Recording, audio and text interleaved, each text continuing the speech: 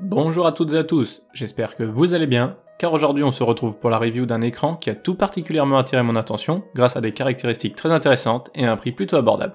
Il s'agit du G27QC de la marque Gigabyte.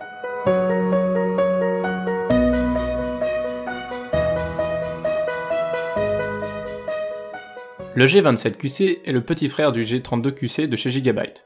Ces deux moniteurs sont quasiment identiques sur les spécifications, mis à part la taille de la dalle VA, avec une dalle en 27 pouces pour le G27QC et une dalle en 32 pouces pour le G32QC. Cela signifie que nous voyons la même chose avec une résolution de 2560 par 1440, un même taux de rafraîchissement maximal de 165 Hz, une même utilisation des différentes technologies qu'ils embarquent, et également la même courbure de 1500 Hz. Le G27QC est prêt pour le HDR, mais il ne dispose pas de certification VESA HDR400 comme le G32QC du fait de sa luminosité en crête qui est inférieure avec ses 27 pouces. Le moniteur ne prend en charge ni la gradation locale, ni un véritable HDR. Ce qui peut être un point un peu discutable, mais très peu dérangeant je vous l'avoue. Mais le véritable point fort du G27QC, tout comme le G32QC, est le fait qu'il soit positionné comme une option de choix face aux autres moniteurs Aorus de la marque Gigabyte à un prix de base avoisinant les 320 € sur le marché européen. Le G27QC n'est pas le moniteur avec ce genre de caractéristiques le moins cher, mais il se situe en entrée sur le marché du milieu de gamme. Pour ce qui est du taux de rafraîchissement maximal, nous avons une petite amélioration avec du 165 Hz face au 144 de la concurrence dans cette gamme de prix avec la synchronisation verticale. De plus, cet écran Gigabyte est certifié AMD FreeSync Premium ainsi que compatible G-Sync, ce qui est loin d'être le cas avec la plupart des concurrents en face. Cela permettra un excellent rendu visuel dans vos jeux, sans les divers problèmes tels que les déchirements d'images avec les GPU AMD, mais aussi Nvidia, comme vous pouvez le voir sur ma GTX 1080. Du point de vue de la conception, le G27QC est visuellement assez sobre pour un écran à destination des gamers. Pas d'éclairage RGB ici, et pas de ligne super anguleuse. Du sobre avec seulement quelques petites courbes sympas au niveau de l'arrière de l'écran, bref, tout ce que je recherchais. Pour continuer sur l'arrière de l'écran, celui-ci reste tout de même soigné et ne part pas dans le plastique cheap. On notera d'ailleurs que la partie supérieure dispose d'un design plus fin, avec le logo Gigabyte sur le côté. Sous ce logo, nous retrouvons la grille d'aération, et sur la partie inférieure droite, nous retrouvons la mention G27QC imprimée à la verticale. Pour parler du pied, celui-ci prend une place non négligeable, mais pas aberrante sur le bureau par rapport à d'autres. En forme de V, nous pouvons tout de même voir la mention Gaming Series au centre. Bref, faites un peu de place sur le bureau ou alors prévoyez une fixation VESA pour vous en passer. À l'arrière de l'écran, nous retrouvons la connectique qui se compose des ports suivants. Un DisplayPort 1.4, 2 HDMI 2.0, 2 USB 3.0, un connecteur d'alimentation de type jack et un USB type B un peu particulier qui permettra de gérer l'écran via son PC plus facilement.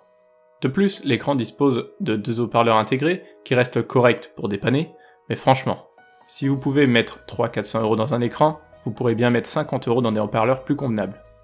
Pour naviguer dans l'OSD, nous avons un simple joystick situé à l'arrière de l'écran du côté droit. L'OSD de cet écran est bien structuré et nous n'aurons pas de mal à trouver ce que l'on recherche. Pour ceux qui ne connaissent pas les écrans Gigabyte ou Aorus, nous avons un utilitaire nommé OSD Sidekick qui nous permet de simuler l'OSD et que l'on pourra contrôler directement depuis le bureau Windows.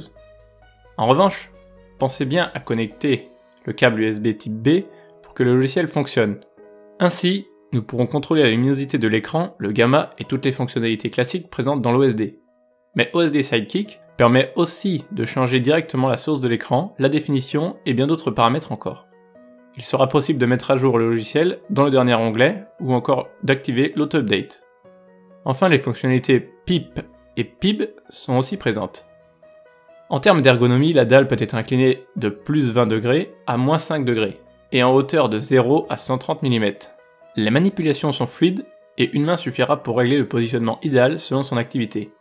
Fort heureusement, il dispose tout de même d'un passe-câble dans le pied pour parfaire notre cable management. Pour ceux qui ne souhaitent pas voir les tests et passer directement à la conclusion, je vous conseille d'aller dans la timeline de cette vidéo ci-dessous. N'ayant pas encore la possibilité d'avoir tout le matériel nécessaire pour effectuer les différents tests que je vais vous présenter, la source d'information que j'ai utilisée n'est nulle autre que le site hardwarecooking.fr. Pour ce qui est de la justesse des couleurs que nous propose cet écran Gigabyte G27QC, le test nous révèle une moyenne delta E à 1,47. En comparaison, le G32QC nous proposait une moyenne delta E de seulement 1,10, et le plus mauvais patch relevé est à 2,17. Une fois la dalle calibrée, avec une luminance ciblée à 250 candela mètre carré, il obtient une moyenne du delta E de 0,53 et avec un plus mauvais patch de 1,38. Notez que la luminance est réglée à 74 sur 100 dans l'OSD pour atteindre les 250 nits annoncés. Globalement, la calibration améliore les couleurs, mais c'est surtout le point blanc qui est corrigé. Bref, cet écran nous propose d'excellentes couleurs avant et après calibration, tout comme son grand frère, le G32QC.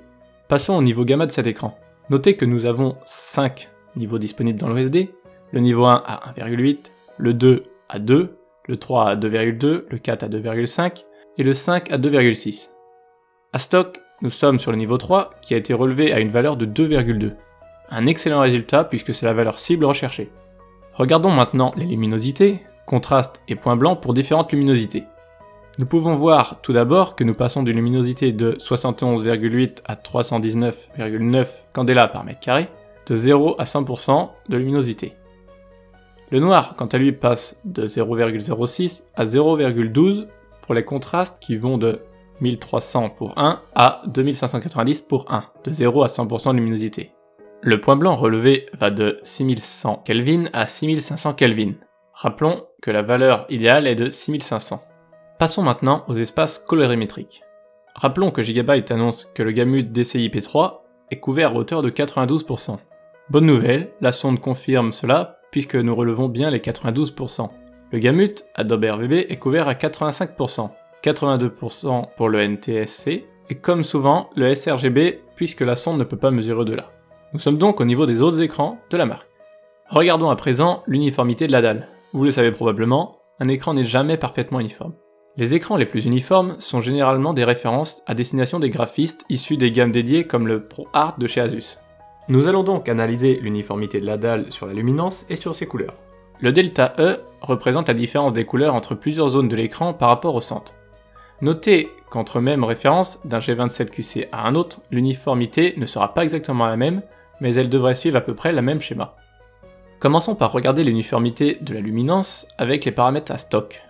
Nous avons une impressionnante moyenne de 1,88% et nous constatons que c'est la partie supérieure centrale qui présente la plus mauvaise valeur avec moins 5% de luminosité. Pour les couleurs, nous avons un delta E moyen à 1,38 avec une plus grande différence de 2,42 toujours sur le coin supérieur gauche. Les relevés m'ont agréablement surpris, en effet, il fait partie des meilleurs résultats que j'ai vus à ce jour. Passons sur la consommation électrique du moniteur. Pour mesurer cela, nous passons d'une image blanche à une image noire avec la luminosité au maximum, mais aussi avec la luminosité à 250 candela par mètre carré, pour comparer les références avec la même luminance. Ainsi, à 100% de luminosité, nous relevons 38,7 watts avec l'image noire, et 33,9 watts avec l'image blanche. Une fois la luminosité abaissée à 250 candela par mètre carré, nous relevons 33,3 watts sur l'image noire, et 38,5 avec une blanche. Ce qui représente un coût moyen annuel avoisinant les 10 € pour une utilisation quotidienne de 4 heures. Les dalles VA ont aussi la particularité de ne souffrir que très peu des fuites de lumière, à l'inverse des dalles IPS, qui en souffrent beaucoup plus. Mais malheureusement, l'exemplaire que j'ai en souffre bien plus que la moyenne pour un panneau VA, et je ne crois pas que ce soit un cas isolé. En effet, nous pouvons voir sur la photo que la dalle n'est pas épargnée sur l'image noire. Je tiens néanmoins à préciser qu'il est très rare d'être dans ce genre de position avec un écran tout noir en étant dans le noir.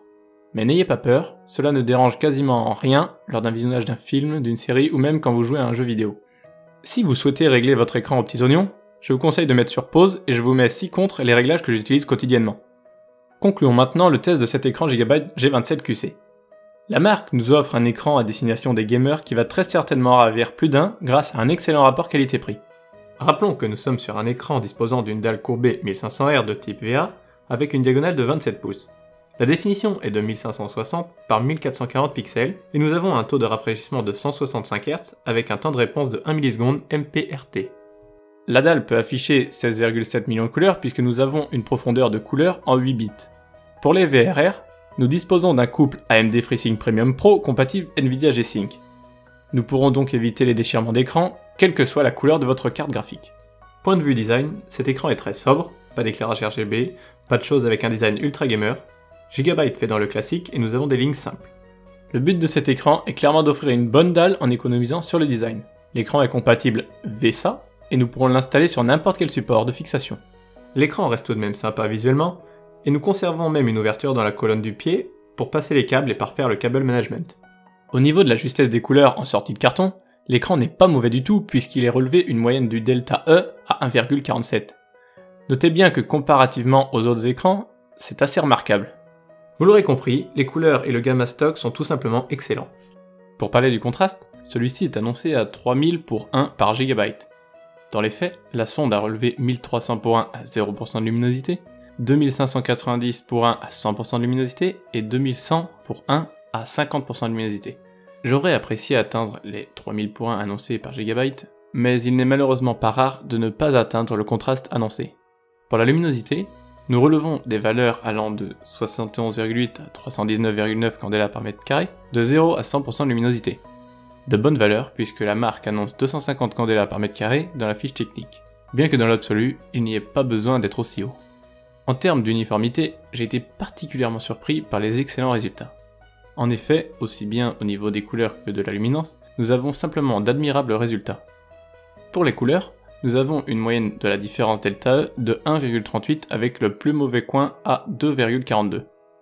Pour la luminosité, la différence moyenne est de 1,88%, avec un plus mauvais coin à 5% alors qu'il est presque habituel de dépasser les 10% sur les plus mauvais coins. Quant au fil de lumière, la dalle en souffre malheureusement beaucoup, même pour une dalle de type VA. En effet, bien qu'il soit presque normal d'en avoir sur les dalles de type IPS, les dalles VA en souffrent beaucoup moins habituellement. Au niveau de la concurrence, il existe pas mal de références chez diverses marques si l'on regarde seulement la diagonale, la définition et le taux de rafraîchissement.